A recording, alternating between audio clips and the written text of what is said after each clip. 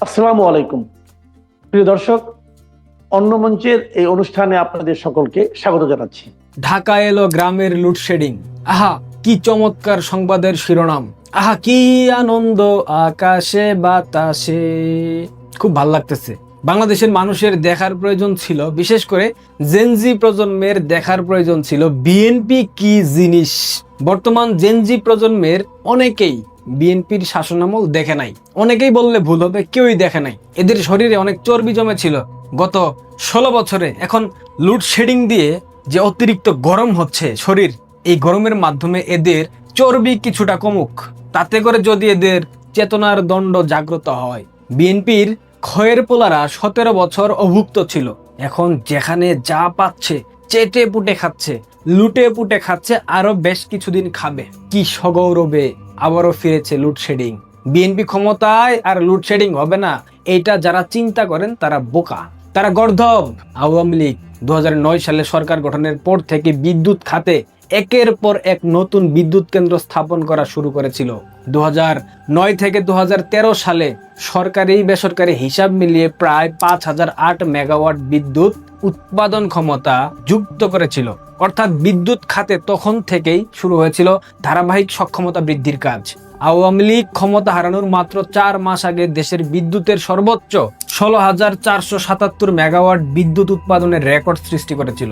সেই উৎপাদন সক্ষমতার ধারের কাছেও বিএনপি জামাত কখনো যেতে পারেনি, অন্তত সমীকরণ সেটাই বলে।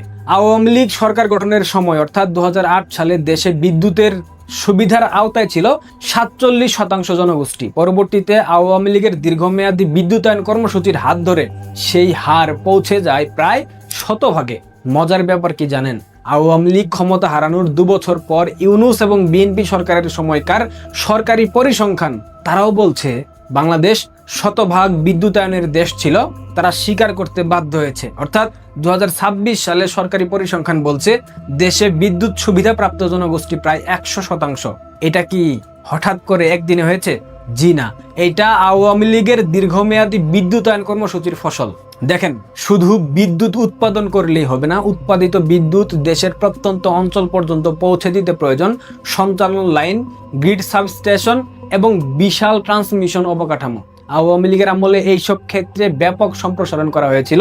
বর্তমান জাতীয় সঞ্চালন নেটওয়ার্কের আকার 18,000 কিলোমিটারের বেশি। এই অবকাঠামো একদিনে সৃষ্টি করা যায়নি, এর পেছনে রয়েছে আওয়ামী লীগের দীর্ঘ 17 বছরের অবকাঠামোগত সম্প্রসারণের ধারাবাহিকতা।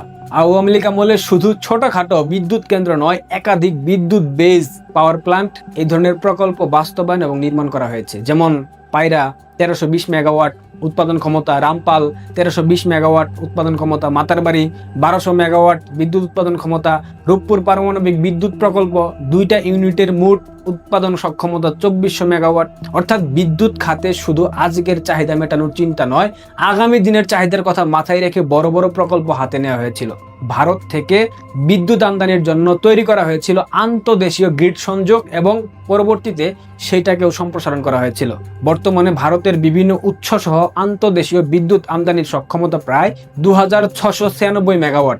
এই আন্তঃদেশীয় বিদ্যুৎ সংযোগ ব্যবস্থার ভিত্তি তৈরির ক্ষেত্রে আওয়ামী লীগ সরকার ভূমিকা রেখেছে, তাদের সময়েই সম্পূর্ণ কাজ হয়েছে। শুধুমাত্র সরকার নিজে বিদ্যুৎ কেন্দ্র বানাবে এইসব নীতি থেকে বেরিয়ে এসে প্রাইভেট সেক্টরকে বিদ্যুৎ উৎপাদনে যুক্ত করা হয়েছিল। বাংলাদেশ পাওয়ার ডেভেলপমেন্ট বোর্ডের পাশাপাশি আইপিপি এবং অন্যান্য বেসরকারি বিনিয়োগের মাধ্যমে উৎপাদন সক্ষমতা বাড়ানো হয়েছিল, যার ফলে বিদ্যুৎ উৎপাদনের পুরো কাঠামোতেই পরিবর্তন এসেছিল। আরেকটি গুরুত্বপূর্ণ বিষয় ছিল ফুয়েল মিক্স, অর্থাৎ জ্বালানির বৈচিত্র্য। শুধু গ্যাসের উপর নির্ভর না করে কয়লা, তরল জ্বালানি, পারমাণবিক শক্তি, রিনিউয়েবল এনার্জি এইসবকে বিদ্যুৎ উৎপাদনের ফুয়েল মিক্সে আনার পরিকল্পনা নেওয়া হয় এবং তার বাস্তবায়নও শুরু করেছিল আওয়ামী লীগ সরকার। অর্থাৎ বিদ্যুৎ খাতকে একক জ্বালানির উপর নির্ভরশীল না রেখে বহুমুখী করার চেষ্টা করা হয়েছিল। বিদ্যুৎ মানে শুধু শহরের লাইট ফ্যান নয়, কৃষির জন্য বিদ্যুৎ, বিশেষ করে সেচের জন্য বিদ্যুৎ সংযোগ বাড়ানো ছিল গুরুত্বপূর্ণ। কৃষি উৎপাদন সচল রাখতে সেচ সংযোগের পরিমাণ উল্লেখযোগ্যভাবে বাড়ানো হয়েছিল। বর্তমানে দেশে প্রায় 5 লক্ষ সেচ সংযোগ রয়েছে। এটা আওয়ামী লীগের অবদান। এটাও দীর্ঘ সময়ের বিদ্যুৎ সংযোগ সম্প্রসারণের একটি বিশাল বড় আউটপুট। সব থেকে গুরুত্বপূর্ণ বিষয়, বিদ্যুৎ খাতে শুধু তাৎক্ষণিক সংকট মোকাবেলা নয়, নেওয়া হয়েছিল দীর্ঘমেয়াদী master plan, short term, medium term, long term প্রত্যেকটা পর্যায়ে generation, transmission, distribution, fuel mix এবং এনার্জি ইফিসিয়েন্সি নিয়ে পরিকল্পনা গঠন করা হয়েছিল। এক কথায় আওয়ামী লীগ আমলে শুধু বিদ্যুৎ উৎপাদন বাড়ানো হয়নি, জেনারেশন থেকে ট্রান্সমিশন, ডিস্ট্রিবিউশন থেকে গ্রিড, পুরো পাওয়ার ইনফ্রাস্ট্রাকচার এই বড় ধরনের সম্প্রসারণ করা হয়েছিল। তার ওই ধারাবাহিকতায় একটা সময় মানুষ লোডশেডিং শব্দটা ভুলে গিয়েছিল, ঘরে ঘরে বিদ্যুৎ পৌঁছে গিয়েছিল। লাইট, ফ্যান চালানোর আগে মানুষকে প্রতিদিন ভাবতে হয়নি এখন বিদ্যুৎ থাকবে তো। এমনকি দীর্ঘ সময় ধরে বিদ্যুৎ থাকায় মানুষ বিদ্যুৎ বিল নিয়েও সে অর্থে কখনোই আতঙ্কে থাকেনি। প্রশ্নটা এখানেই, আওয়ামী লীগ ক্ষমতা ছাড়ার মাত্র 2 বছরের ব্যবধানে দেশে আবার লোডশেডিং কেন ফিরে এলো? কি এমন হলো? বিদ্যুৎ উৎপাদনের সক্ষমতা, গ্রিড, সঞ্চালন ব্যবস্থা, বিদ্যুৎ কেন্দ্র সবকিছুর বড় একটি অবকাঠামো রেখে যাওয়ার পরেও আবার কেন মানুষকে অন্ধকারের সাথে লড়াই করতে হচ্ছে? আওয়ামী লীগ আমলে তো জ্বালানি সংকট এসেছে, অর্থনৈতিক সংকট এসেছে, আন্তর্জাতিক বাজারের চাপ এসেছে, ইউক্রেন রাশিয়া যুদ্ধের প্রভাব পড়েছে, এছাড়াও নানাবিধ সংকট এসেছে। কিন্তু সেই সংকট মোকাবেলা করে পরিস্থিতি সামাল দেওয়ার মতো যে অ্যাডমিনিস্ট্রেটিভ ক্যাপাবিলিটি এবং ক্রাইসিস ম্যানেজমেন্ট ক্যাপাসিটি ছিল, সেটাই মূলত বর্তমানের সাথে মূল পার্থক্য। এখন প্রশ্ন হলো, বিএনপি, জামাত, গং দেশ পরিবর্তনের আশ্বাস দিয়ে দেশবাসীকে কি উপহার দিয়েছে? লোডশেডিং, লোডশেডিং, লোডশেডিং আর লোডশেডিং। বিএনপির অতীত শাসনামলেও বিদ্যুৎ সংকট নিয়ে তীব্র বিতর্ক ছিল, মানুষ সেই সব ভুলে যায়নি। মানুষ এটাও ভুলে যায়নি একটা সময় লোডশেডিং বাংলাদেশের দৈনন্দিন জীবনের অবিচ্ছেদ্য অংশ হয়ে গিয়েছিল। একটা সময় ইংরেজি পরীক্ষায় স্কুল কলেজ পর্যায়ে লোডশেডিং প্যারাগ্রাফ হিসেবে আসতো। তখন এটা এতটাই পরিচিত ছিল যে সবাই ঠাড়া মুখস্থ করত। লোডশেডিং মানে বাংলাদেশ, এটাই ছিল তৎকালীন সময়ের বাস্তবতা। কিন্তু আওয়ামী লীগের শেষ 2 টার্মে ধীরে ধীরে এই শব্দটা পরীক্ষার খাতা থেকে হারিয়ে গিয়েছিল, তেমনি বাস্তব জীবন থেকেও লোডশেডিং শব্দটা হারিয়ে গিয়েছিল। মানুষ লোডশেডিং ভুলে গিয়েছিল, কিন্তু সেই শব্দ আবার ফিরে আসছে। এনেছে খাম্বা তারেক। যাই হোক, আওয়ামী লীগ সরকারের অনুপস্থিতিতে দেশ কিভাবে চলছে এবং যারা এখন দেশ চালাচ্ছে তাদের সক্ষমতা ঠিক কতখানি, সেইটা বাস্তবতার আলোকে উপলব্ধি করেন তাহলে বুঝে যাবেন আওয়ামী লীগ এবং বিএনপির মধ্যকার পার্থক্য। রাজনীতি শুধুমাত্র স্লোগান দিয়ে চলে না, দেশ চালাতে লাগে পরিকল্পনা, অবকাঠামো, সক্ষমতা, প্রশাসনিক দক্ষতা এবং সংকট মোকাবিলার সামর্থ্য। শেষে শুধু একটা কথাই বলি, বর্তমান প্রজন্মের অধিকাংশ তরুণ আওয়ামী লীগ সরকার দেখে বড় হয়েছে। এরা জানেই না বিদ্যুৎ সার নিয়ে দেশে লঙ্কাকাণ্ড ঘটেছিল, সারের দাবিতে দেশে কৃষকদের উপর গুলি চালানো হয়েছিল, হত্যা করা হয়েছিল। এরা জানে না এদেশে একযোগে 63 জেলায় সিরিজ বোমা হামলা হয়েছিল। এরা জানে না এদেশে হাওয়া ভবন প্রতিষ্ঠা করে বাংলাদেশের জ্বালানি খাতকে ধ্বংস করে ফেলা হয়েছিল। বিএনপি এবার ক্ষমতায় আসাতে এই প্রজন্ম উপলব্ধি করতে পারছে তীব্র লোডশেডিং, গ্যাস সংকট, বিদ্যুৎ সংকট। বিএনপি অবশেষে তাদের পুরনো ঐতিহ্যে ফিরে গেছে। এখন বাংলাদেশের মানুষ দেখতে পাচ্ছে বোমা হামলা, বোমা বিস্ফোরিত হচ্ছে। এইসব ঘটনা এই প্রজন্মকে আশা করি নতুন করে ভাবতে শেখাবে, তাদের মোহভঙ্গ হবে। সবার আগে বাংলাদেশ হবে কিনা জানি না, তবে সবার পেছনে বাংলাদেশ পৌঁছে গেছে এ কথা নির্দ্বিধায় বলে দেওয়া যায়। কি স্লোগান, করব কাজ গর্ব দেশ, থাকবে খাম্বা, পাবে না কেউ কারেন্ট, বেশ বেশ বেশ, সবার আগে বাংলাদেশ। ভালো না স্লোগানটা? উপভোগ করেন বাংলাদেশ 2.00। শুভ কামনা। আসসালামু আলাইকুম রহমতুল্লাহি ওয়া বারাকাতুহু। সম্মানিত দর্শক, বাংলাদেশের রাজনীতিতে আওয়ামী লীগের অপরিহার্যতা কিংবা ধরুন অপ্রয়োজনীয়তা, অপাংক্তেয়তা, আপনি নেতিবাচক বলেন, ইতিবাচক বলেন, কোনো অবস্থাতেই দৈনন্দিন যে রাজনীতির আলোচনা, সেই আলোচনা থেকে আওয়ামী লীগকে বাদ দেওয়া যাচ্ছে না। জামাতের নেতৃত্বাধীন 11টি দল এবং বিএনপির নেতৃত্বাধীন যে দলগুলো এই মুহূর্তে রাষ্ট্র ক্ষমতা আছে, সবাই মিলে প্রাণান্ত চেষ্টা করছে আওয়ামী লীগের নামটি যেন জনগণ না নেয়। আওয়ামী লীগকে কালার করার জন্য, আওয়ামী লীগকে অপদস্থ করার জন্য, ছোট করার জন্য যা ইচ্ছা তাই তারা করে যাচ্ছে। কিন্তু এ যেন এক অদ্ভুত নিয়তির খেলা। সরকার এবং বিরোধী দল যত বেশি চেষ্টা করছে, আওয়ামী লীগ তত বেশি মানুষের কাছে প্রাসঙ্গিক হয়ে যাচ্ছে। আলাপ আলোচনায়, পথে ঘাটে, মাঠে, রাস্তায় যেখানে আলোচনা হচ্ছে, সেটা বিদ্যুৎ নিয়ে হোক, ভাঙাচোরা রাস্তা নিয়ে হোক, কর্মসংস্থান নিয়ে হোক, আইনশৃঙ্খলা নিয়ে হোক, ঘুরে ফিরে মানুষ আওয়ামী লীগের কথা বলছে। আবার যখন আওয়ামী লীগের নাম আসছে অপরিহার্যভাবে, সেখানে শেখ হাসিনার নাম চলে আসছে কয়েকটা কারণে। আমাদের দেশে পারিবারিক রাজনীতি, সেই পারিবারিক রাজনীতিতে দুটো পরিবার রাজনীতিতে মোটামুটি সেটেল হয়ে গেছে। একদিকে শেখ পরিবার, অন্যদিকে জিয়া পরিবার, অর্থাৎ বঙ্গবন্ধু পরিবার আর অন্যদিকে জিয়া পরিবার।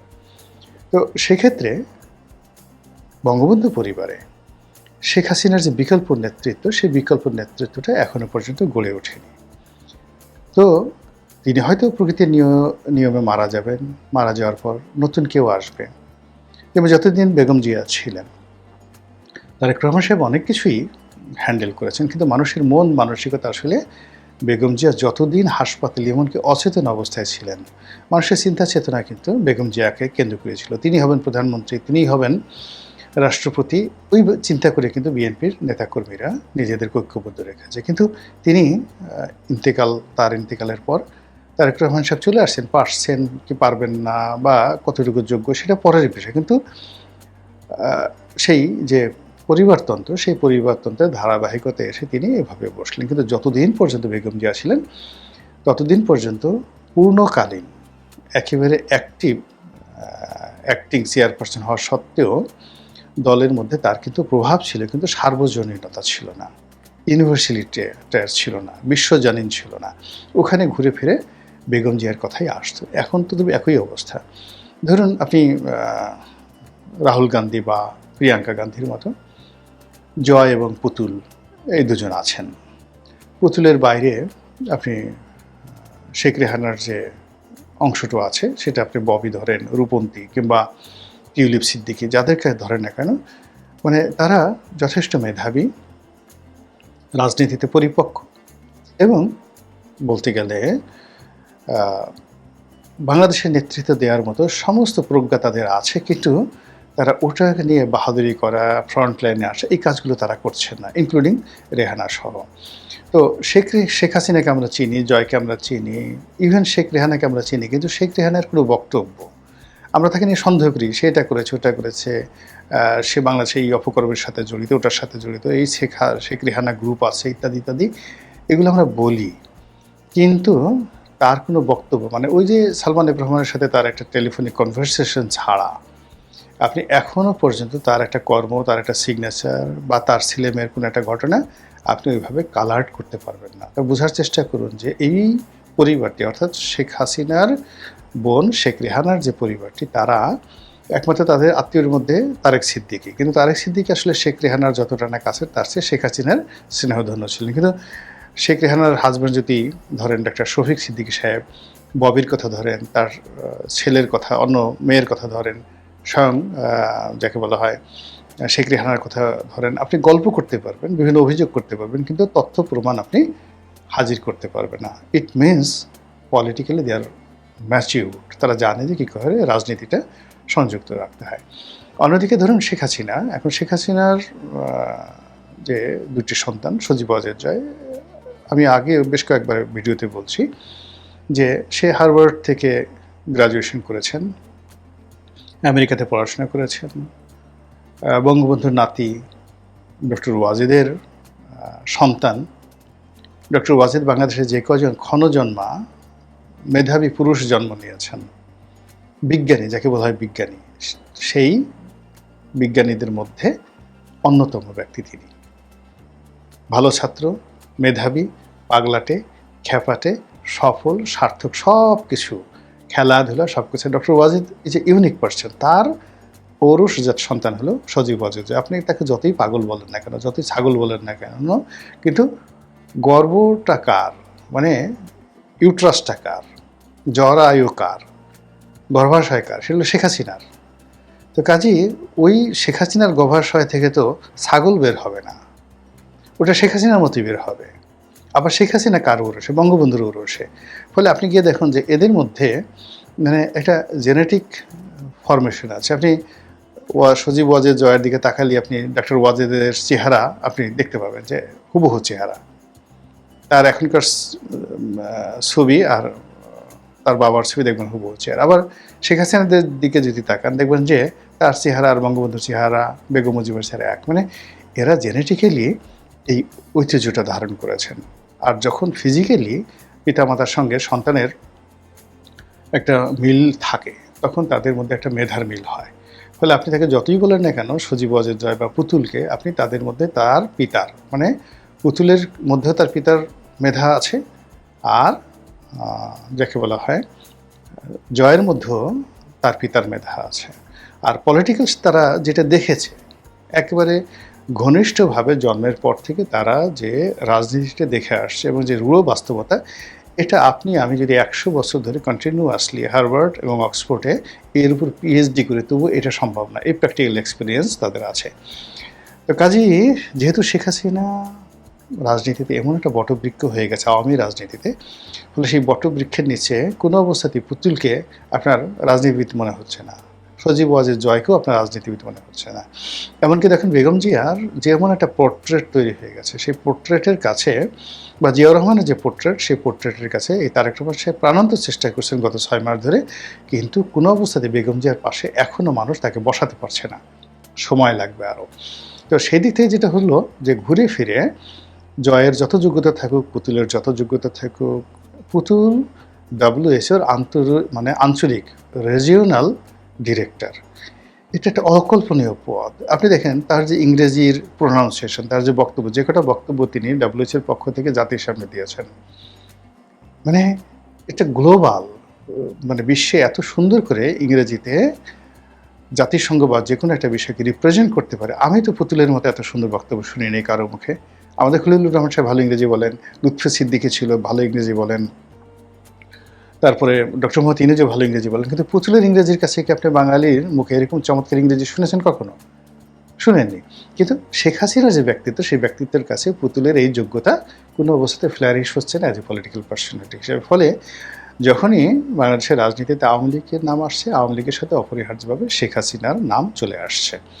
তো এই যে শেখ হাসিনার নাম চলে আসার কারণ কি হলো, তাকে নিয়ে আমাদের যত গল্প, যত কবিতা, যত উপন্যাস, যত সাহিত্য, যত ভয়, যত আতঙ্ক, যত নিন্দা, সব কিছু নাটক সিনেমা তাকে নিয়ে হচ্ছে।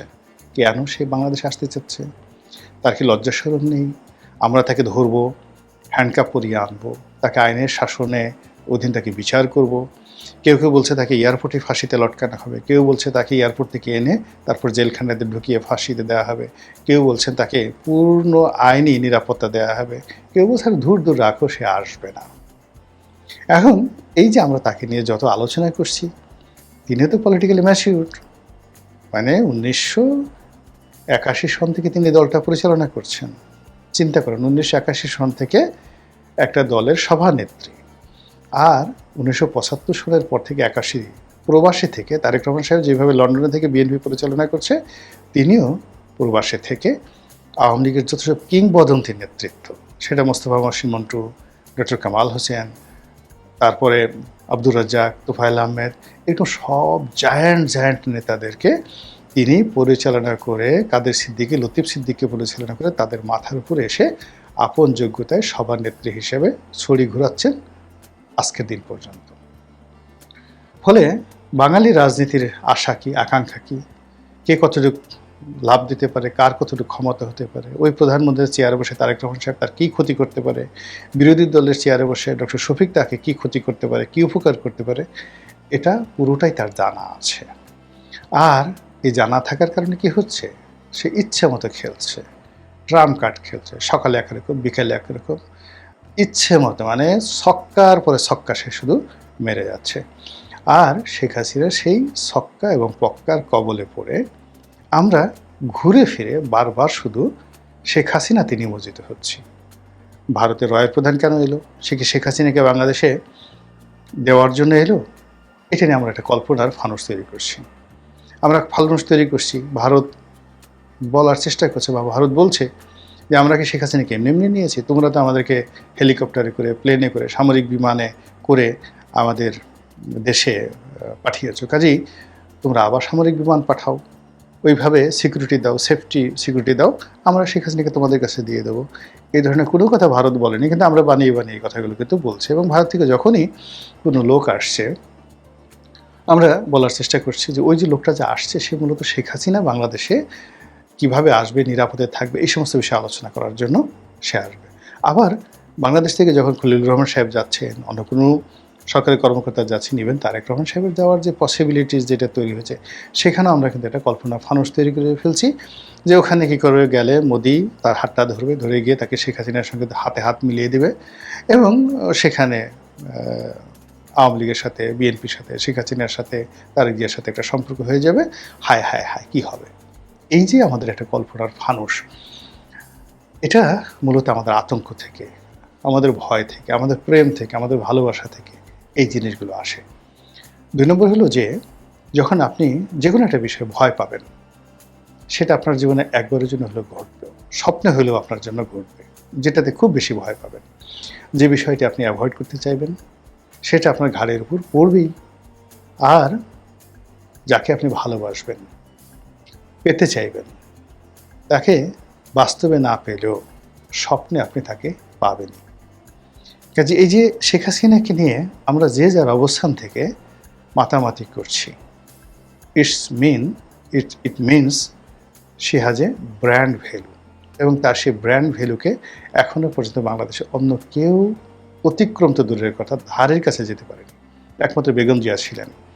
তো কাজে এখন যারা আছেন, সেটা ডক্টর শফিক বলেন, তারেক রহমান সাহেব বলেন, বা অন্য যারা আছেন, চরমোনাই পীর সাহেব বলেন, আপনি দেখেন তো একপাশে শেখ হাসিনা চেয়ারে বসে আছে, বাকি নেতারা মঞ্চে বসে আছেন। ইভেন তারেক রহমান প্রধানমন্ত্রী, আর শেখ হাসিনা কিছুই না।